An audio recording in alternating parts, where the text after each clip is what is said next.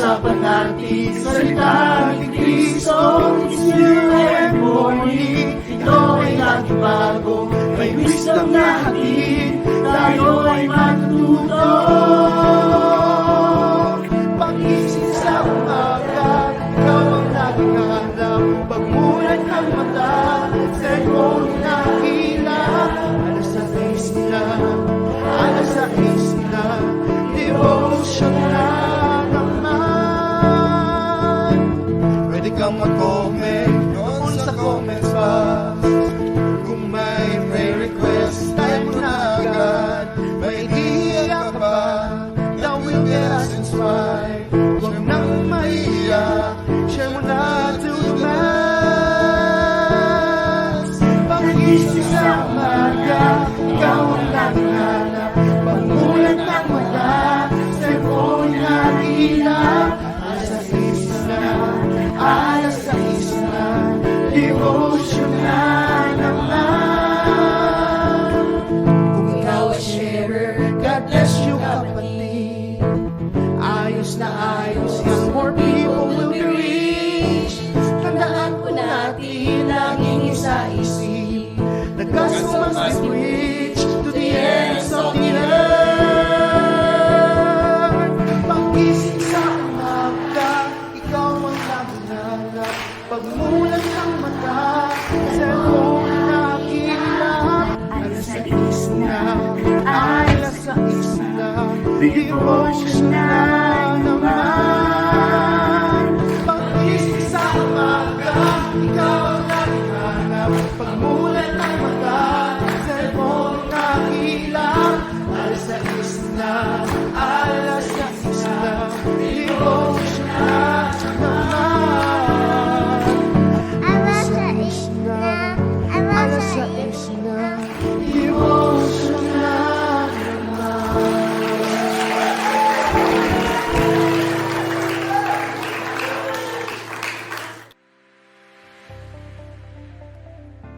Pinagpalang umaga po sa ating lahat mga kapatid. Purihin po ang ating Panginoong Diyos sapagkat patuloy siyang naghahari sa ating mga buhay. Natapos po ang Kapaskuhan, subalit alam natin na ang pagsasaya natin sa piling ng ating Panginoong Diyos ay hindi matatapos.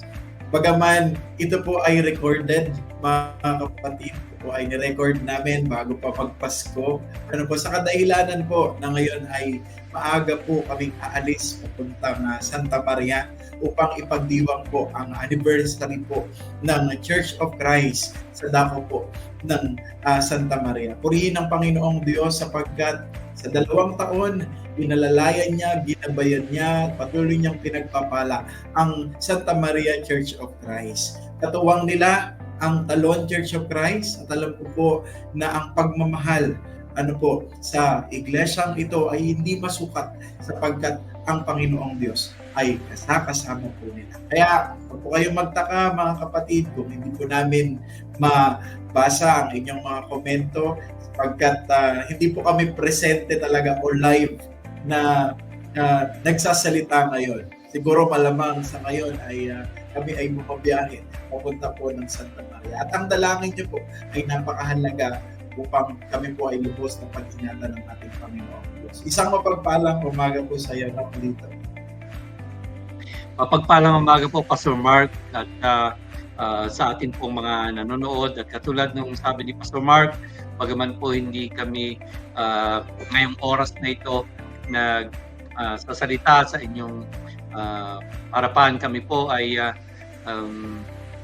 madidinig niyo pa rin katulad ng dati at atin pong binabati ang Santa Maria Church of Christ sa kanilang ikalawang taong pagdiriwang ng kanilang anniversary. Purihin po ang ating Panginoong Diyos at sama-sama po tayong magdiwang sa umagang ito. Atin pong patuloy na pasalamatan ng ating Panginoong Diyos sapagkat tayo kanyang tinanggap sa kanyang kaharian at tayo naman ay tumanggap ating Panginoong Diyos at patuloy tatanggap sa Kanya. Welcome po natin ang ating Panginoong Diyos sa atin pong mga buhay. Pagsisimula po natin mga kapatid, sama-sama po tayo manalangin. Ama naming Diyos na lubak pong makapangyarihan sa lahat, Maraming salamat po sa umagang ito na yung pong pinagkaloob sa amin upang patuloy ka naming pasalamatan, kausapin, awitan, pakinggan, Panginoon, ng iyong mga salita. Tunay, Panginoon, na walang anumang sasapat na kaukulang kasapatan dito sa aming puso. Nararamdaman namin yung kagalakan, Panginoon, kapag kami ay nagsasama-sama at pinag-uusapan ng iyong mga salita. Salamat, Panginoon, sapagkat dito po ay lumalapit kami sa iyo at sa paglapit namin sa iyo, nababago, Panginoon, yung amin pong perspektibo patungkol sa kung paano mamuhay at ang kalooban mo yung naghahari po sa aming buhay. Panginoon, every time na makikinig kami ng iyong mga salita, kami, Panginoon, ay nananabik. Nananabik kami, Panginoon, na ito po ay isa pamuhay at kami, O Diyos, ay maging intentional bilang iyong mga alagad. At tulungan mo kami, Panginoon, na patuloy naming i-welcome ang isa't isa. Patuloy ka naming i-welcome, Panginoon, dahil kami ay nasa piling mo, nasa bisig mo kami, Panginoon. At sa pagiging tahanan ng aming puso, Panginoon, maraming salamat, O Diyos, sapagkat kumatok ka at pinagbuksan ka namin at patuloy ka naming pagbubuksan, Panginoon. Manahan ka po sa aming mga puso habang pinapakinggan namin ang iyong mga salita. Aming Diyos, labis ang aming kagalakan sapagkat ikaw ang aming Diyos na hindi nagpabaya kailanman. At patnubayan niyo po ang iyong tagapagsalita ngayong umagang ito. Dalangin ko po na ang banal na Espiritu mo ang sumama sa kanya pong pagbabahagi ng iyong napakahalagang salita. Maraming salamat po, O Diyos. Sa iyo po ang papuri at pasasalamat sa pangalan ni Jesus na aming Diyos at tagapagligtas at sa tulong at gabay ng iyong banal na Espiritu. Amen. Sa oras na ito, mga kapatid, tayo po ay darako sa ating opening song. Awitin po natin ng buong puso ang awiting pinamagatang Natagpuan.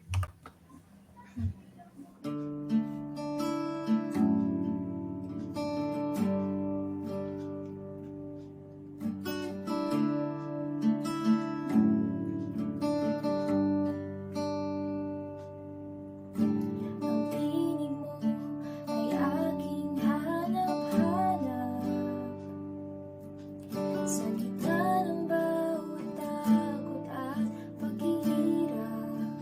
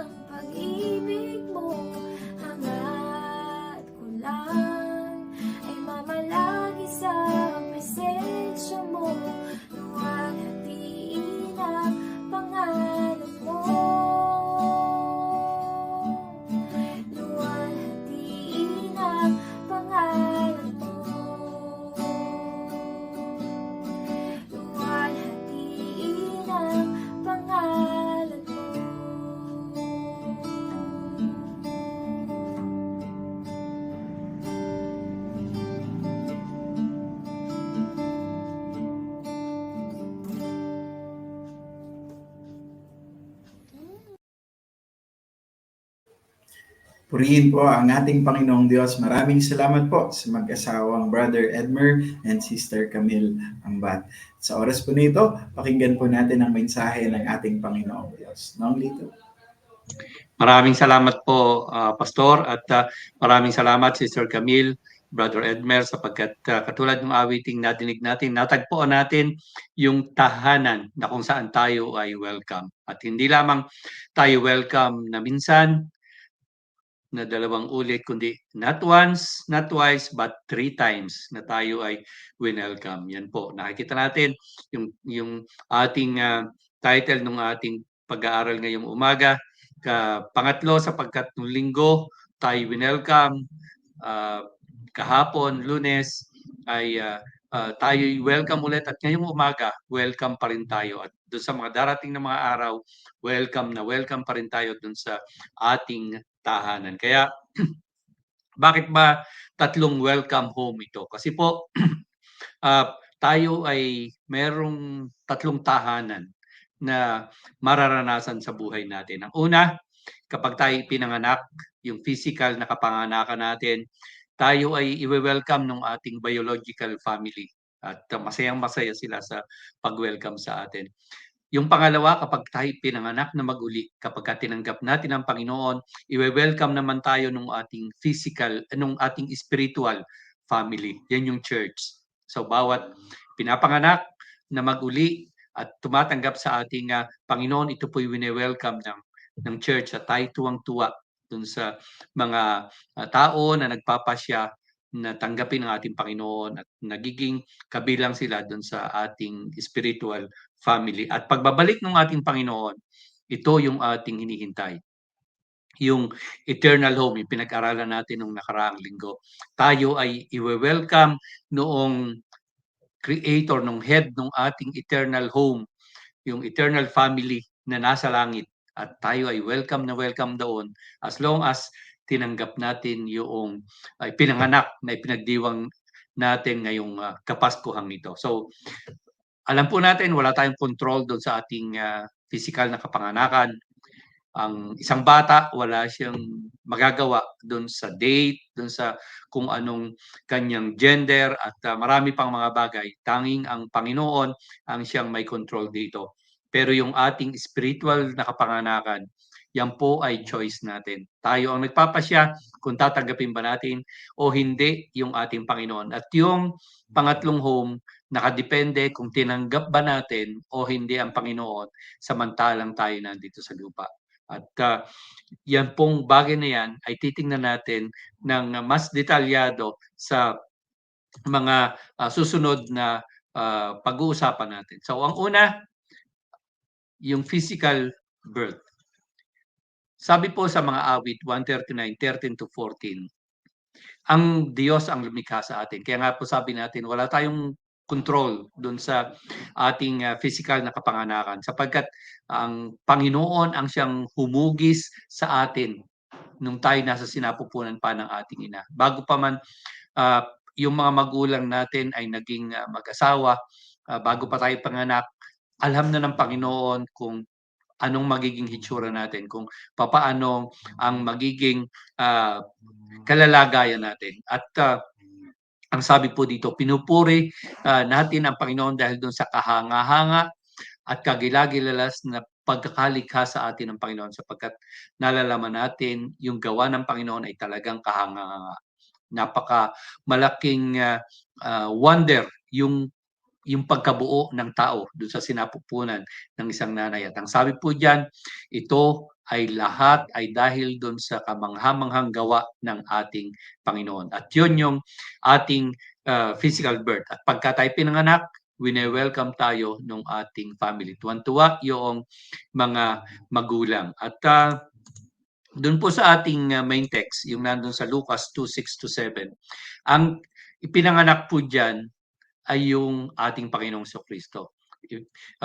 Siya ay pumunta dito sa lupa, ipinanganak ni Maria at sabi po diyan, isinilang niya ang kanyang panganay. At nung isilang ang ating Panginoong Hesus, welcome na welcome siya doon sa kanilang family, doon sa kanilang tahanan. Bagaman hindi si Jose ang kanyang tunay na ama, pero siya po ay tinanggap ni Jose bilang kanyang anak at welcome na welcome siya doon sa kanilang family. At kapag ka po merong pinapanganak, hindi lamang kasiyahan, hindi lamang pag-welcome ang nangyayari, kundi nagkakaroon din ng pagpupuri sa Panginoon.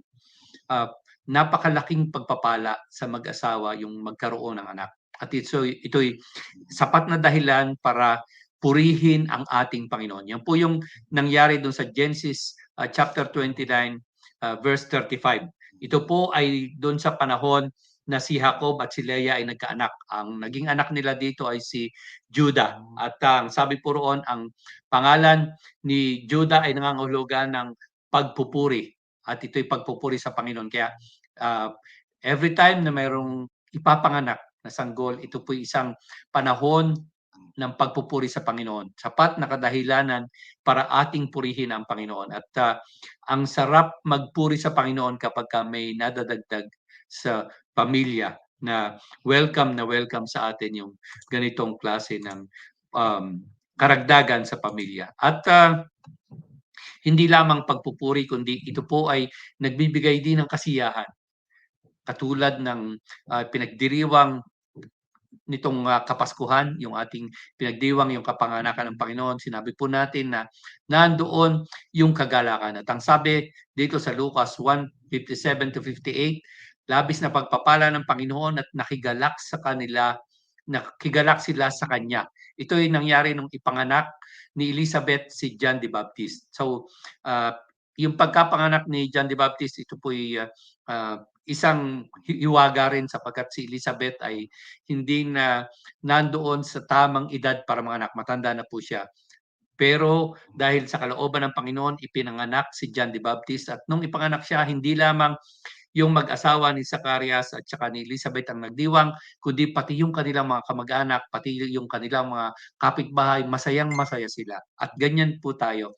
Kahit hindi talagang sa pamilya natin kapag merong mga ipinapanganak, tuwan-tuwa tayo. At alam po natin, natuwa tayo noong si Adam ay panganak at muli tayong matutuwa doon sa magiging kasunod ni Adam. At ito po ay isang pagpapala at nagbibigay ng kagalakan hindi lamang kay Pastor at kay Aisa, kundi sa ating lahat na nagmamahal sa kanila. At nandoon yung kasiyahan. Pero hindi naman po palaging pagpupuri at kasiyahan lamang yung nangyayari kapag may pinapanganak. Ito po kuminsan ay nagbibigay din ng sakit. Kailan ba nangyari ito? Nangyari ito dun sa Genesis 35:18 noong si Benjamin po ay ipanganak. Ano ba nangyari doon? Nung ipanganak si Benjamin, nakakalungkot na yung kanyang ina na si Raquel ay namatay. So, merong isinilang, meron ding namatay. Merong dumating, merong umalis. At ito po ay nakakalungkot. At kung minsan hindi nagiging maganda ang resulta nito, lalong-lalo na kapag dumating doon sa punto na yung bata ay sinisisi.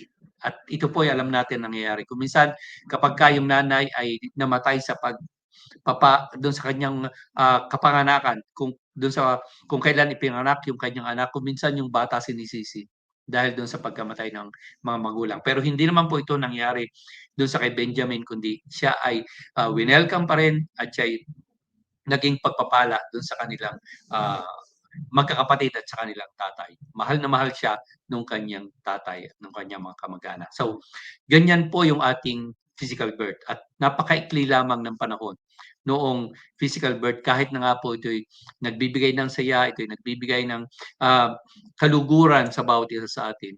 Pero ang mahalaga, yung susunod na stage, yung susunod na kalagayan natin. So kung mahalaga yung physical birth, meron pong mas mahalaga. Ang mas mahalaga ay yung ating spiritual birth. Walang sa isa yung buhay natin kung hanggang dito lamang sa lupa. Sabi nga po, kung dito lamang sa buhay na ito tayo aasa sa Panginoon, tayo na yung pinakakawawa sa lahat.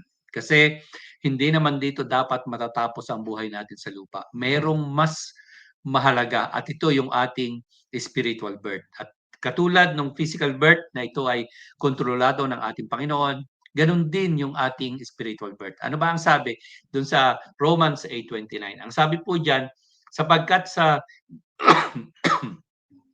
mula't mula pa'y alam na ng Diyos kung sino ang magiging kanya at ang mga ito'y pinili niya. So, pinili ng Panginoon ang bawat isa sa atin. Alam ng ating Panginoon na tayo ay tatanggap sa Kanya sapagkat pinili niya tayo. Pinili niya tayo na maging katulad ng Kanyang anak.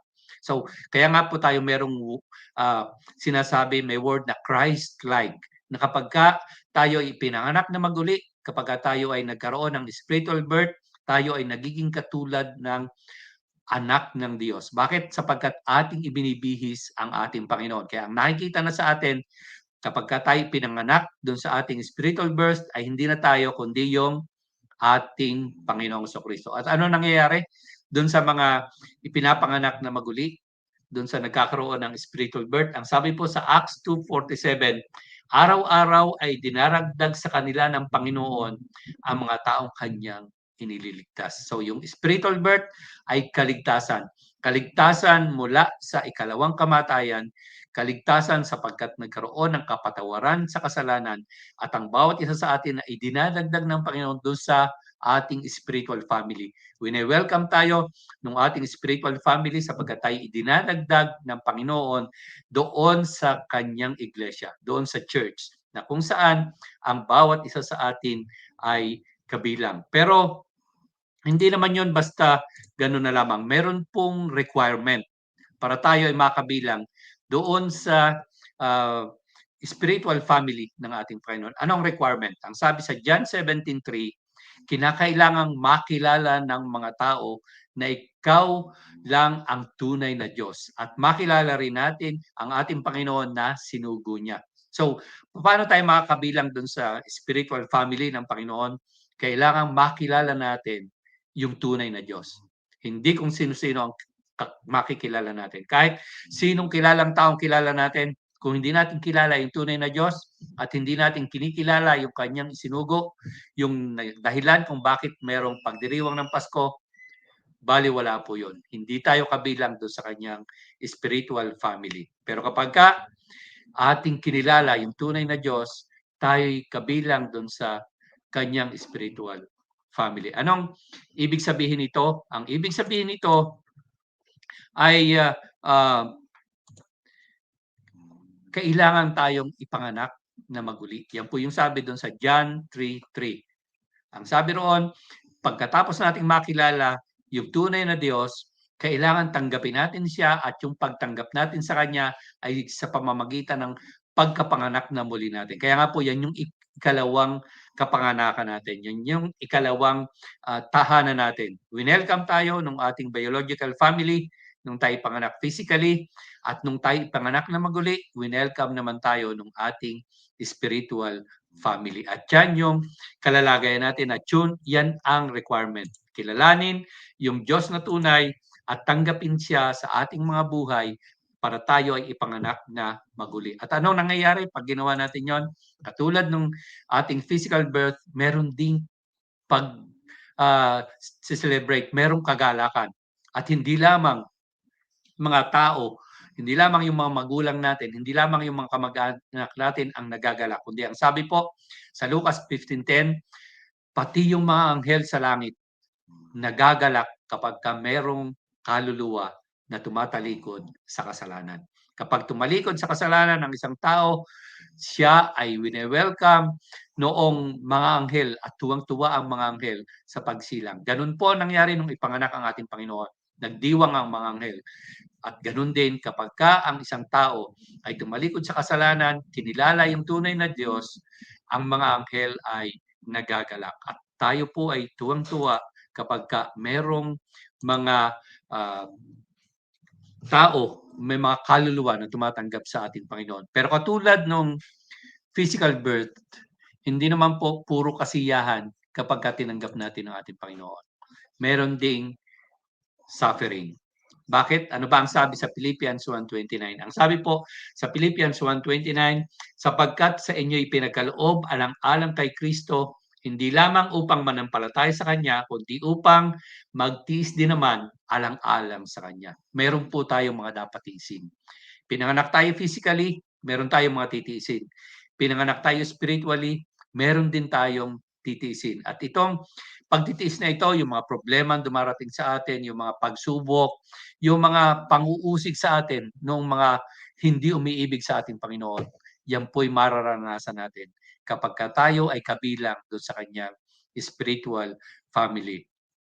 Pero ano ang sabi sa Romans 8:18? Ang sabi po diyan, ang mga pagtitiis natin sa kasalukuyan ay hindi maihahambing sa kaluwalhatiang ipapahayag sa atin balang araw. Doon sa ating third home. Ang sabi diyan, bagaman may pagtitiis doon sa ating unang home, may pagtitiis doon sa ating pangalawang home, pero lahat ng pagtitiis na yan ay walang kwenta kapagka inihambing mo doon sa kaluwalhatian naman na matatamo mo doon sa buhay na darating. Yung buhay na ibibigay ng Panginoon, yung walang hanggang buhay na ipagkakaloob niya doon sa lahat ng nakasama doon sa kanyang spiritual family. So, kahit na mag-suffer tayo dito sa lupa, kahit na tayo makaranas ng maraming mga pagsubok, okay lang po yan. Kasi yung pagtitiis natin ay hindi maikukumpara doon sa mga kaluwalhatiang matatamo natin kapagka tayo ay nandoon na sa ating eternal home. At yun ang ating inaasam-asam. Yun ang dahilan kung bakit merong Pasko. May Pasko sapagkat merong tagapagligtas na dumating. At itong tagapagligtas na ito ay siyang magbibigay sa atin ng kagalakan. At kapag po tayo ay kabilang doon sa kanyang spiritual family, kahit na merong suffering, tayo po ay patuloy pa rin gagawa ng kabutihan.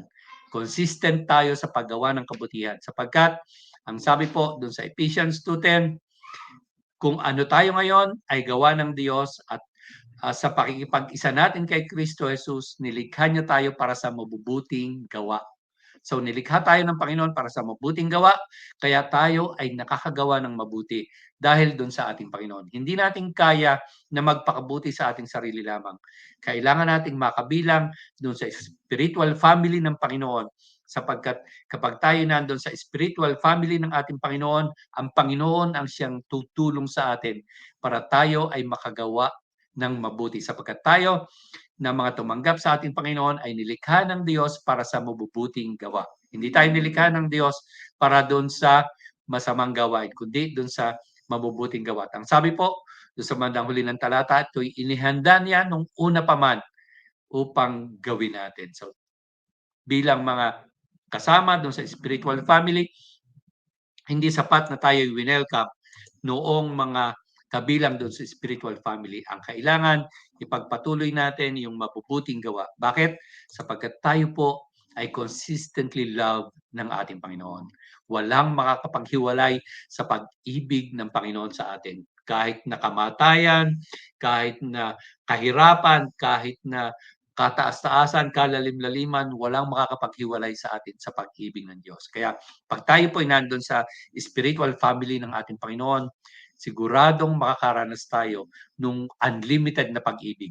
Walang katapusang pag-ibig. At yan ang siyang magiging inspirasyon natin sa ating paghihintay dun sa ating third home. Kaya wag po tayo mawawala ng pag-asa. Ipagpatuloy natin yung ating pagiging good. Kailangan consistently good tayo sapagkat tayo ay consistently love ng ating Panginoon. At para magawa yan, kailangan tayo po ay consistently focus doon sa mga dapat nating gawin. Ang sabi sa Acts 20:24, subalit walang halaga sa akin ang aking buhay. Magawa ko lamang ang aking tungkulin at matapos ko ang gawaing tinanggap ko mula sa Panginoong Hesus, ang pagpapahayag ng mabuting balita. So, bakit tayo ay dapat mag-focus dito sa ating misyon? Sapagkat maikli lamang po ang panahon na ibinigay sa atin ng Panginoon dito sa lupa. Kaya samantalahin natin ito para yung mga wala sa Kanya ay makadinig ng Kanyang salita at makabilang din dun sa spiritual family ng ating Panginoon. Oo, sila'y pinanganak na welcome sila dun sa kanilang unang stage, dun sa physical home nila. Pero marami pa po ang hindi kasama doon sa second stage, doon sa spiritual home. At sa pamamagitan ng ating consistent na focus doon sa ating misyon, doon sa paghahayag natin ng mabuting balita, sila ay maaagaw natin doon sa ikalawang kamatayan at makakasama natin doon sa eternal home na ibibigay sa kanila ng Panginoon kung sila ay magdidesisyon na tanggapin ang ating Panginoon bilang kanilang Lord and Savior. At kapag ginawa yan, tayo po ay sama-sama na i-welcome doon sa ating eternal destination. Doon sa inihanda ng Diyos sa langit na mga rooms. Katulad ng mensahe po nung linggo ni Pastor, merong mga rooms. At kung tayo ay dapat magbibigay ng room sa ating Panginoon, kung atin siyang binigyan ng room, tayo din ay bibigyan ng room ng ating Panginoon. Anong sabi sa Revelations 3:21? Ang magtagumpay ay bibigyan ko ng karapatang umupo katabi ko sa aking trono. So, kung tayo makasalanan, malayo tayo sa ating Panginoon. Nung si Eva at si Adan ay nagkasala, sila ay pinalayas doon sa Garden of Eden.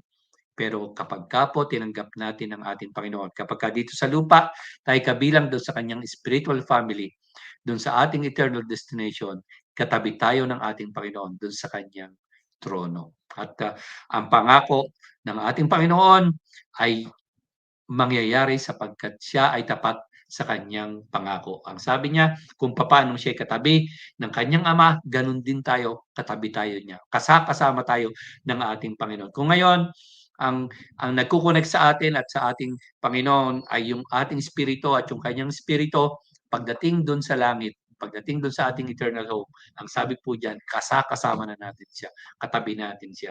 At ano ang sabi doon sa Mateo 25:34? Ang sabi po doon, yung mga tumanggap sa kanya, yung mga sa kanya ay tumanggap bilang spiritual family, ang sabi ron, hali kayo, tanggapin ang karyang inihanda sa inyo. So merong kaharian na inihanda ang ating Panginoon at ito ay kaharian na para doon sa mga tao na kasama doon sa kanyang spiritual home dito sa lupa. Kaya tayo po ay merong mga pagsubok, merong nararanasan kapag ka nandito sa lupa. Pero merong mga nawawala sa atin, may mga mahal tayo sa buhay na umaalis. Pero wag po tayong mag-alala.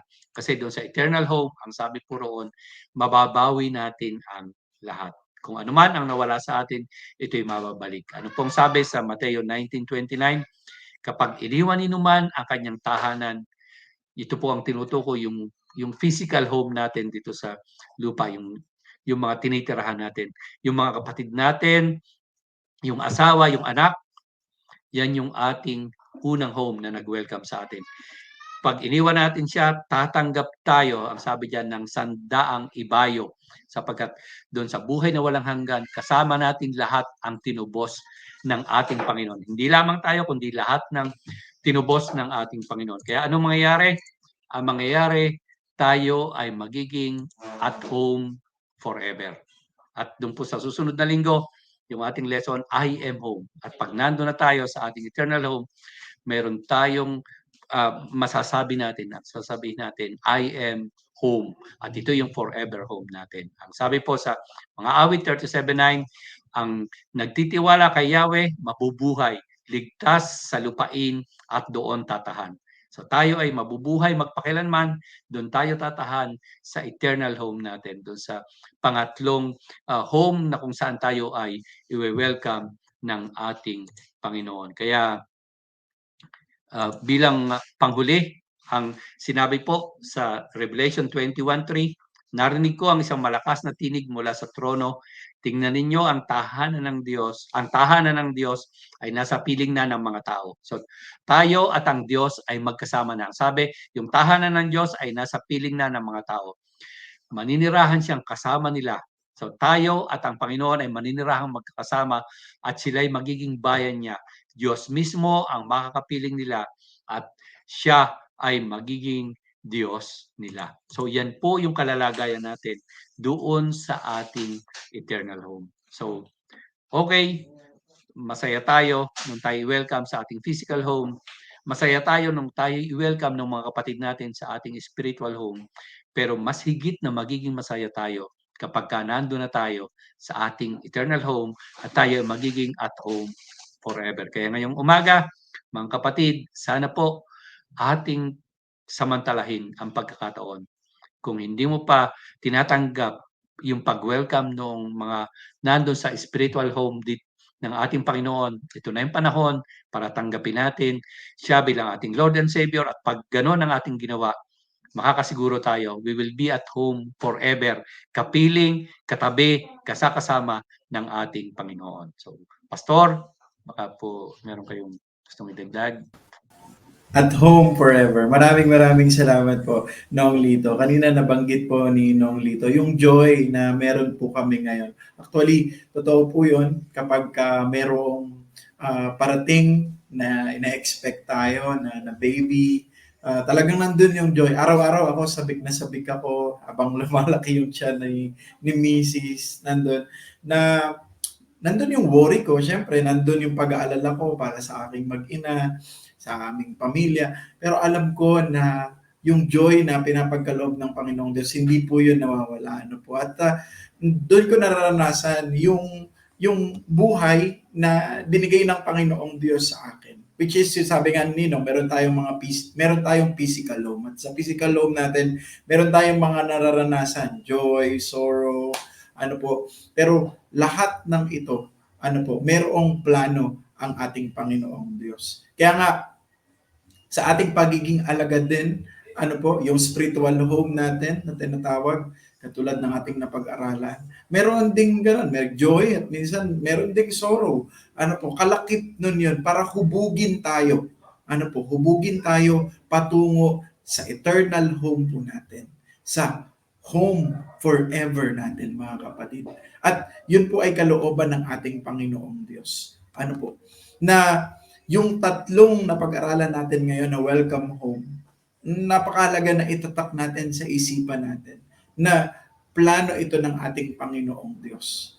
Plan ng Panginoong Diyos na makakilala ako sa Kanya, at kung meron na tayong spiritual home, nararanasan natin yung glimpse, yung kumbaga para kang tumikim ng adobo na luto ng asawa ko. Pagka nagluluto ng adobo yung asawa ko, tumitigim ako, sarap, ano po. Pero ngayon buntis siya, ayaw niyang mag-adobo. Hindi ko alam kung bakit, kahit luto ko, ayaw niya po. Minsan ganun talaga pagka pregnant. No?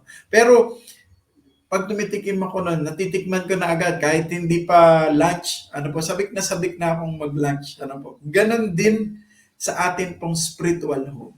Ito glimpse, ito kumbaga, patikim ito ng Panginoong Diyos na ngayon pa lang nararanasan na natin yung pag-welcome ng ating Panginoong Diyos. Ano po? Actually, meron nga pong verse, kung tatlo yung ibinahagi ni Ninong, ano po, kung triplets ito, ano po, kaso yung aking pong anak ngayon single lang, isa lang po talaga, praise God naman po, isa lang. Mahirap po magpalaki ng maraming anak. Ano po, triplets yung binanggit ni Ninong. Ito pong sa verse na Matthew chapter 10, verse 40, apat po o quadruplets na welcome yung binanggit po dito. In Matthew chapter 10, verse 40, ang sabi doon, anyone who welcomes you, welcomes me. And anyone who welcomes me, welcomes the one who sent me. So, apat na welcome. Na kung saan sinasabi ng ating Panginoong Diyos, ano po, tayo bilang mga Kristiyano, bilang mga alagad ng Panginoong Diyos, pwede nating maibahagi yung tatlong welcome home na binahagi po ni Ninong. Yung physical home, nangangahulugan po yun na we are sinners. Ano po? And yung spiritual home, nangangahulugan po yun na ligtas tayo sa pamamagitan ni Kristo. At yung forever home po natin, yung eternal home po natin, nangangahulugan po na ma-enjoy natin yung buhay na walang hanggan kasama si Kristo. Ano po? Dahil sa kaligtasang ipinagkaloob niya. Ngayon po, kung ibabahagi natin ito at tatanggapin ito ng mga tao, i-welcome po ito ng mga tao na ibinahagian po natin. You welcomes me. Sabi, anyone who welcomes you, welcomes me. Wino-welcome din nila ako. And anyone who welcomes me, kung sino man ang nag-welcome sa akin, tumanggap sa akin, welcomes the one who sent me. At siya po yung patutunguhan natin. yung nagsugo sa ating Panginoong Hesukristo, ang Diyos na buhay na magpakailanman mananatili ang kanyang kapangyarihan. Mawala man tayo sa mundong ito, at ako po natutuwa ako. Ano po? Sapagkat darating ang panahon na ito pong morning devotion natin, nakasama niyo po kami, ay magiging memory. Maaring may papalit po sa amin. Ano po? Pero forever magre-remain, ano po, yung paglilingkuran natin sa ating Panginoong Diyos na buhay. Mawala man tayo, meron tayong legacy na babalik-balikan ng mga ina po natin. Ano po, sapagkat ang Panginoong Diyos ay mabuti magpakailanman at hindi po siya nagbabago. Magkikita-kita po tayo sa natatanging tirahan na pinagkaloob ng Panginoong Diyos para sa bawat isa sa atin. Ang makapiling po siya. Yan po rin po ang ating Panginoong Diyos at nawa ay napagpala po tayo ngayon pong umagang ito. Patuloy po nating ibahagi ang mga salita ng ating Panginoong Diyos saan man tayong dako pumaroon, mga kapatid, sapagkat nalalapit na po ang pagdating ng ating Panginoong Hesukristo. At sa oras po na ito ay kami po, mga kapatid, ay hindi po makakapagbasa ng greetings and comments. Bagaman ganoon po, mga kapatid, masaya po kami na makakasama po kayo ngayong umagang ito. Mulit-muli, purihin ang Panginoong Diyos sa inyong pong buhay at magkita-kita po tayo sa araw ng bukas upang patuloy siyang pasalamatan. At tayo na lang ang babati sa kanila, Pastor Mark. So, maligayang Pasko po at yes, ang bagong taon ay papalapit na. Kaya kung dati kayo yung nag-greet, nagko-comment, ngayon po kami ni Pastor ang babati at magko-comment sa inyo. Opo, heart and peace and pray. Ano po, actually, yung mga komento ng ating mga kapatid. At mahalaga po na patuloy po tayo na magbigay ng kagalakan sa Panginoong Diyos at sa isa't isa sa pamumuhay po natin. Binabati ko rin po kayo ng maligayang Pasko at kung saan maligayang bagong taon at sa araw ng bukas, live na po tayo, mga kapatid. Huwag po natin kakalimutan na mag-stay tuned sa gawain ng Panginoong Diyos sapagkat ito po ay para sa ikalalago ng spiritual ng bawat isa po sa atin. At sa oras po nito, dako po tayo sa ating closing prayer. Nong Lito? Bago po sa closing prayer, muli po, binabati po natin yung ating mga kapatid sa Santa Maria ng happy 2nd anniversary. At tayo po ay nagpapasalamat sa Panginoon doon sa kanyang pagpapala doon sa Iglesia sa Santa Maria. Tayo po ay manalangin. Aming Ama, maraming salamat doon sa iyong kagandahang loob sapagkat ikaw yung lumikha sa amin. Sa sinapupunan pa lamang ng aming mga ina, alam mo na kung ano ang aming kalalagayan at ano ang aming magiging future. Maraming salamat sapagkat hindi lamang dun sa aming physical home kami winelcome, kundi higit sa lahat dun sa aming spiritual family, Panginoon, na kung saan kasama namin yung aming mga kapatid na tumanggap sa iyo at yung mga tatanggap pa sa iyo. Tulungan mo po na yung morning devotion na ito, Panginoon, ay maging isang paraan para yung mga hindi pa tumatanggap sa iyo, Panginoon, ay ma-realize nila yung kahalagahan na makabilang dun sa spiritual family na iyong itinatag. Na napakahalaga na ikaw ay kanilang makilala bilang tunay na Diyos at sila ipanganak na maguli at nang sa ganon, Panginoon, meron silang tinitingnan na eternal home na ibibigay mo sa kanila sa panahon na iyong itinakda. Kaya sa umagang ito, pinupuri ka namin sapagkat ang kadakilaan mo ay walang hanggan. Ang iyong pag-ibig ay hindi natatapos at walang maghihiwalay sa pag-ibig na ito na ipinagkakaloob mo sa amin, Panginoon. Kaya sa umagang ito, pinupuri ka namin at kami po'y nagpapasalamat doon sa 2 taon ng pagpapala, ng pagbibigay ng biyaya at iyong pagbibigay ng proteksyon, spiritual blessings na tinatanggap ng iyong iglesia doon sa Santa Maria. Maraming salamat sa iyo at amin na rin pong hinihiling sa iyo yung pagbibiyahe ng mga pupunta roon at yung magiging pagdiriwang sa buong maghapon. Tulungan mo po na ito ay magawa namin ng nagbibigay ng kapurihan sa iyo at hindi sa aming mga sarili lamang. Ang lahat ng mga gawain na ginagawa namin dito sa morning devotion, do sa iba't ibang mga gawain namin ng paglilingkod sa iyo, ng pagsamba namin sa iyo. Tulungan pong lahat ng ito ay magbigay ng kapurihan sa iyo. At sa umagang ito, maraming salamat doon sa mga kapatid namin na nakasama namin.